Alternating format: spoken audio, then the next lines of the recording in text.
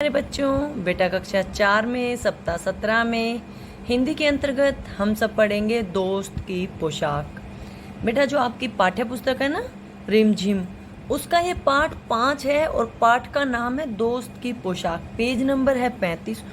इतनी मज़ेदार कहानी आप पढ़ोगे ना, आपको बहुत मज़ा आएगा। आप ज़रूर पढ़ना, मैं आपसे रिक्वेस्ट करती हूँ, आप इसको ज़रूर पढ़ना। वैसे मैं बता देती हूँ क्या होता है कि नज़रुद्दीन जो होते हैं, कहानी में 2 आदमी हैं, एक नज़रुद्दीन और एक उनका दोस्त जमाल साहब, जो पुराने दोस्त हैं उसके। अच्छा, वो जो जमाल साहब है वो नज़रुद्दीन से मिलने जाते हैं, तो नज़रुद्दीन उनको आओ भगत करके मतलब खाना वाना खिला के कहता है चलो गली में घूमने चलते हैं, मोहल्ले में। तो जमाल साहब कहते हैं मेरे पास तो कपड़े ही नहीं है। जैसे अगर मम्मी कहे चलो शादी में चलते और आप बोलते हो कि मेरे पास तो कपड़े ही नहीं है, वैसे उन्होंने कह दिया। तो जो नज़रुद्दीन थे उन्होंने उसको नसीरुद्दीन अपनी एक पुरानी भड़कीली मतलब बहुत चमकने वाली अचकन दे दी पहनने के लिए। और पहनने के बाद दोनों तैयार होकर मोहल्ले में चले गए। तो वहाँ पे नज़रुद्दीन जिसको भी देखते ना ऐसे बोलते, ये मेरा दोस्त है और इसने जो अचकन पहनी है वो मेरी है। तो पहले जमाल साहब को बुरा लगा, तो वो बोले ये बतानी ज़रूरी है कि ये अचकन मेरी है। फिर वो कहता है नसीरुद्दीन की अच्छा गलती होगी, चलो अब नहीं बोलूँगा। तो अब जब आगे मिलते हैं तो वो कहता है ये मेरा दोस्त है पुराना और इसने जो अचकन पहने है वो इसकी खुद है। उनको फिर बुरा लगता है। तो जमाल साहब कहते हैं तुम ऐसे मत करो। वो कहता अब मैंने क्या किया, जैसे आपने बोला मैंने वैसे ही बोला। बोला आप पोशाक की या अचकन की बात किए बिना बात नहीं कर सकते। मतलब जमाल साहब नसीरुद्दीन को कहते हैं। तो जो नसीरुद्दीन है वो अगले बार पता है क्या कहता है, कहता है ये मैं अपने आप जैसे कोई फिर पूछता है कि भाई ये कौन है, तो कहता है ये मेरे पुराने दोस्त हैं जमाल साहब और इन्होंने जो अचकन पहनी है मैं उसके बारे में कुछ बात नहीं करूँगा। है ना मज़ेदार? आप इसको पढ़ के देखना। एक चुटकुला होता है ना कि जैसे 2 तोतले आदमी होते हैं और उसको बोलते हैं कि बोलना नहीं है और वो बोलते हैं आ हाँ, वैसे वाले कहानी है मज़ेदार। आप पढ़ना, बहुत अच्छी लगेगी आपको। ठीक है, आगे बढ़ने से पहले आप सभी से वही एक छोटी सी रिक्वेस्ट है, जो लोग मेरे चैनल पे नए हैं या जो लोग पहले से भी जुड़े हुए हैं और आपने अभी तक मेरे चैनल को सब्सक्राइब नहीं किया तो प्लीज़ मेरे चैनल को सब्सक्राइब कर लीजिए। देखिए बेटा, इसी तरह आपको पाठ से संबंधित सभी जानकारियों के लिए चैनल को सब्सक्राइब करना ज़रूरी है। ठीक है, सभी सब्सक्राइब कर लीजिए। चलिए अब आ जाते हैं अपनी वर्कशीट पे। अभी मैंने आपको पढ़ के सुनाया ना, कितनी मज़ेदार थी। मैंने थोड़ा बताया, आप पढ़ोगे ना और मज़ा आएगा, हंस हंस के पागल हो जाओगे आप सभी। चलिए अब करते हैं प्रश्न। पहला है उचित शब्द छांटकर वाक्य पूरे करने हैं। पहला है घड़ो मतलब घड़ा, नाराज, नसीरुद्दीन, गर्मजोशी, भड़कीली। पहला खालिस्तान है नसीरुद्दीन तुरंत उनके लिए क्या लाया, एक भड़कीली अचकन निकाल कर लाए। यह सुनकर जमाल साहब पर मानो घड़ों पानी पड़ गया, मतलब उनको बहुत शर्म आ गई जब उन्होंने अचकन की बात की थी। हुसैन साहब ने गर्मजोशी से उनका स्वागत किया, मतलब खुशी से। गर्मजोशी मतलब खुशी से, आओ भगत करना। जमाल साहब खालिस्तान को लेकर आगे बढ़े नसीरुद्दीन को, क्योंकि वो उसको चाहते नहीं थे ना कि बात करे, इसीलिए नसीरुद्दीन को लेकर आगे बढ़े। आखिरी है जमाल साहब फिर नाराज हो गए क्योंकि वो बार बार अचकन की ही बात कर रहे थे। कौन? नसीरुद्दीन।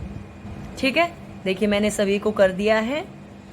नसीरुद्दीन तुरंत उनके लिए एक भड़कीली अचकन निकाल कर लाए। यह सुनकर जमाल साहब पर तो मानो घड़ों पानी पड़ गया। हुसैन साहब ने गर्मजोशी से उनका स्वागत किया। जमाल साहब नसीरुद्दीन को लेकर आगे बढ़े।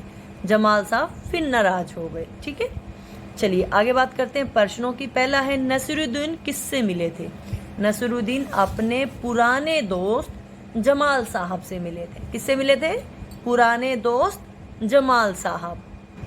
ठीक है, नसीरुद्दीन अपने पुराने दोस्त जमाल साहब से मिले। अगला है वो दोनों कहाँ घूमने गए? मोहल्ले में, क्योंकि ये नसीरुद्दीन ने कहा चलो मोहल्ले में घूम के आते हैं। तो कहाँ घूमने गए? मोहल्ले में। वे दोनों मोहल्ले में घूमने निकले। जमाल साहब घूमने के लिए क्यों नहीं जाना चाहते थे? क्योंकि जो उनके कपड़े हैं या जो उनकी पोशाक थी वो मामूली थी। जमाल साहब ने ऐसा बोला कि मेरे जो पोशाक है वो मामूली है, मतलब साधारण है। ठीक है, जमाल साहब घूमने इसलिए नहीं जाना चाहते थे क्योंकि उनके कपड़े मामूली थे, या आप पोशाक भी लिख सकते हैं कि उनकी पोशाक मामूली थी। अगला आपका, नसीरुद्दीन अपने दोस्त के लिए क्या लाए? एक भड़कीली अचकन। क्या लेके आए थे? एक भड़कीली अचकन। नसीरुद्दीन अपने दोस्त के लिए एक भड़कीली अचकन लाए। आप सभी पूरा कर लीजिए इसको।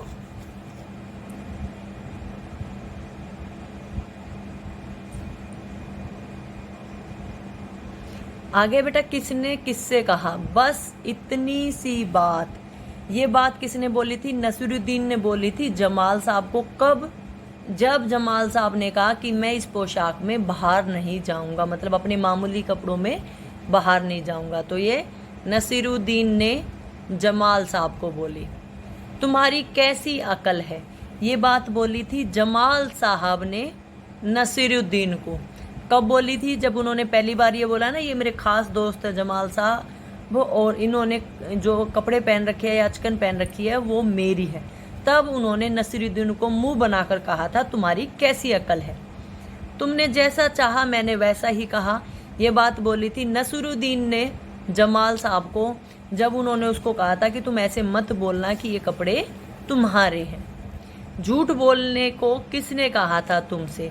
ये बात बोली थी जमाल साहब ने। और किसको? नसीरुद्दीन को। कब बोली थी? जब नसीरुद्दीन ने ये कहा था ना दूसरी बारी कि ये मेरे दोस्त हैं और जो अचकन पहनी है वो इनकी है, तो झूठ बोला ना, अचकन तो नसीरुद्दीन की थी। तब बोला था कि जमाल साहब ने कि झूठ बोलने को किसने कहा था। और चलो दोस्त मोहल्ले में घूम आते हैं, ये बोला था नसीरुद्दीन ने जमाल साहब को बिल्कुल शुरू में। तभी तो उनकी अचकन की बात निकली थी कि मेरे कपड़े मामूली हैं। ठीक है, किसने किसको कहा मैंने सभी लिख दिया है।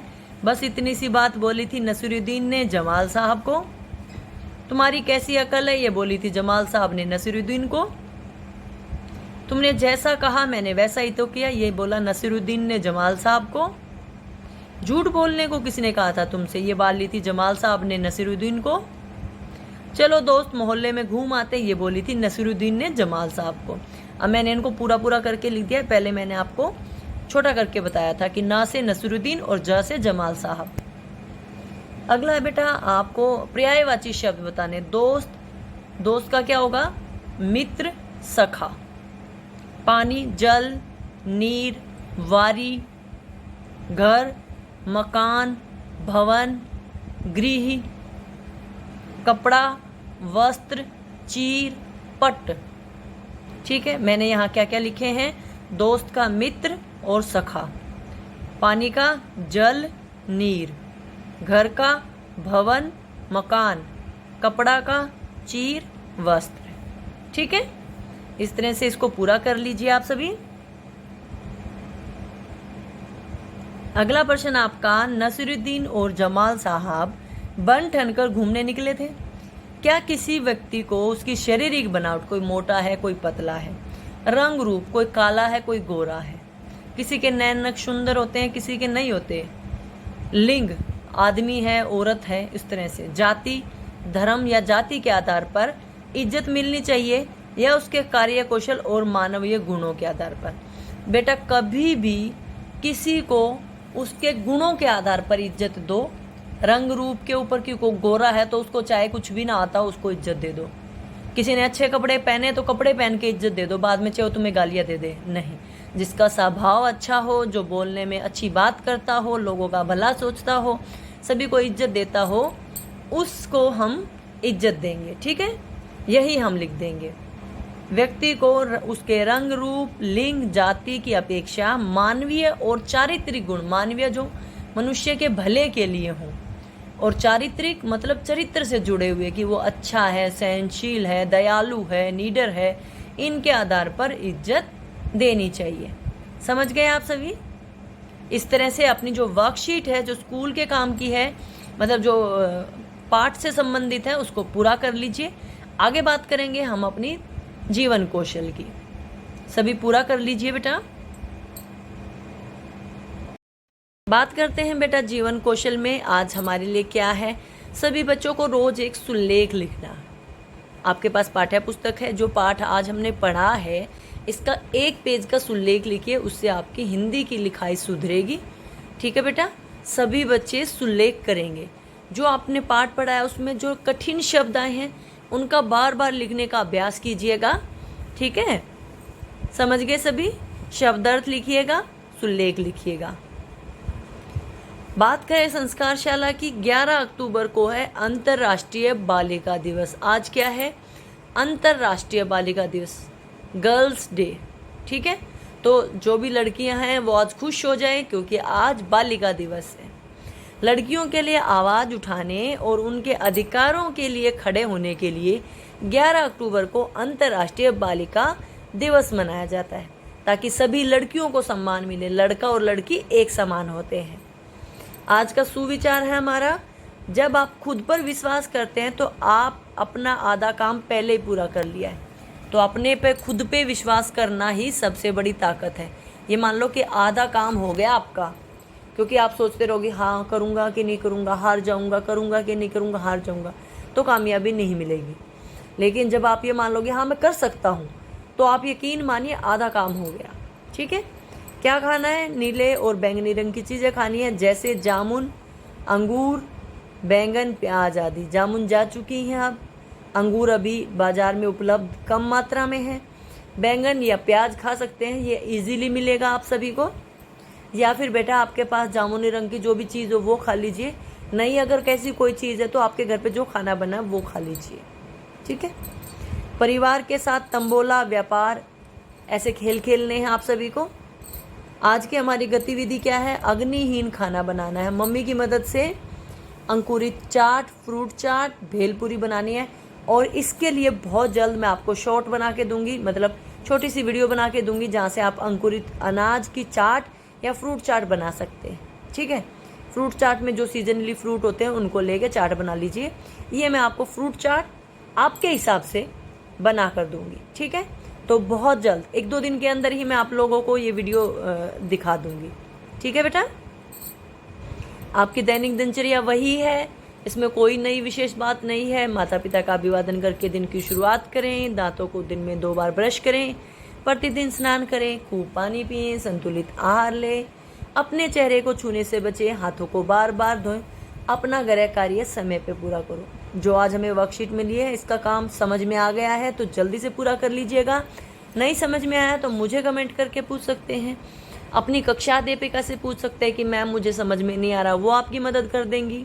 ठीक है, कोई दिक्कत है या कुछ पढ़ने में समझने में दिक्कत तो मुझसे पूछ सकते हैं। वीडियो अच्छी लगे तो लाइक कर देना, चैनल को सब्सक्राइब कर लेना, वीडियो को अपने दोस्तों को शेयर भी कर देना। कमेंट करके बताया करो बेटा आपको कैसी लगी। वीडियो देखने के लिए आपका बहुत बहुत धन्यवाद।